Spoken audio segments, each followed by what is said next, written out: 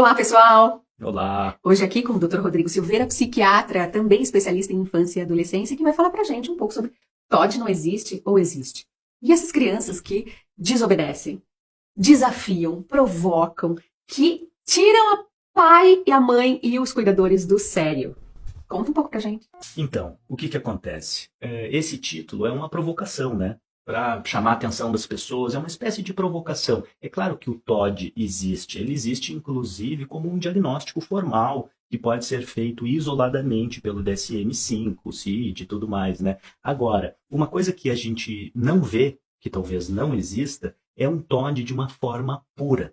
E isso é um ponto que eu gostaria de trabalhar aqui, que é o seguinte, essa coisa assim de ser provocador, isso é uma faceta que muitas pessoas têm. Coisa boa, por exemplo, um professor, né, que é provocador e que tira o aluno da zona de conforto e que desestabiliza um pouco e ajuda o aluno a enxergar as coisas, por exemplo, de uma maneira diferente. Então, o fato de provocar por si só, de ter esse perfil provocador, isso não é um transtorno, isso não é um problema. Agora vejam o seguinte, que quando esse perfil, quando esse traço de personalidade de gostar de provocar vem acompanhado de um outro transtorno do neurodesenvolvimento, aí isso vira um problema.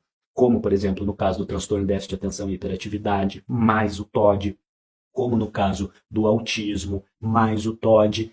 Vê, por exemplo, assim, essa questão do transtorno de déficit de atenção e hiperatividade, que a parte aqui do córtex pré-frontal não funciona tão bem quanto poderia. Tem uma neurodiversidade, digamos, um funcionamento um pouquinho menos do que precisava ser, e isso influencia muito dessa criança, dessa pessoa, por exemplo, ter controle de impulsos, ter uma autorregulação, de saber esperar a sua vez, de conseguir se regular. Então, quando tu junta o fato da pessoa ter um perfil provocador, mais uma dificuldade de controlar os impulsos, aí isso sim é um problema.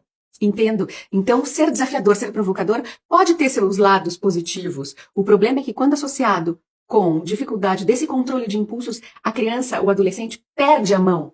Ele acaba recebendo um feedback do ambiente e vai irritando as pessoas, que aí ele não consegue parar, e ele vai num ciclo de provocações e acaba gerando muitos comportamentos inadequados em si e no outro também, e acaba desregulando todo o ambiente e tendo um monte de prejuízos e não sabendo direito depois como lidar com isso, né? A gente vê bem isso na prática quando se busca ajuda. É um adolescente que, muitas vezes, ele não sabe como sair dessa. Uma família que também não sabe como sair dessa.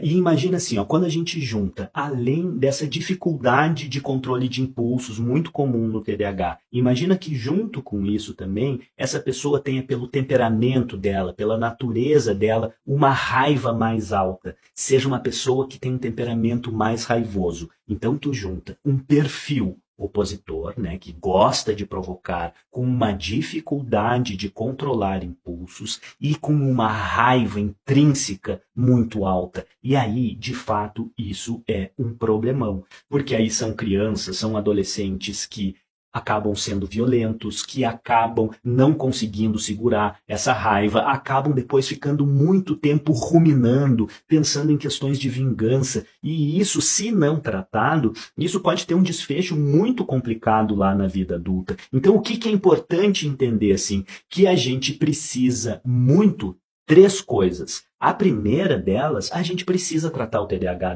dessa criança, desse adolescente, para que ele consiga aqui fazer o córtex pré-frontal dele funcionar bem, para que ele consiga colocar o pé no freio e segurar os impulsos dele, consiga segurar aquele ímpeto dele quando for necessário de ser um provocador e acabar não entrando numa situação difícil. E para isso que a gente precisa dos psicoestimulantes.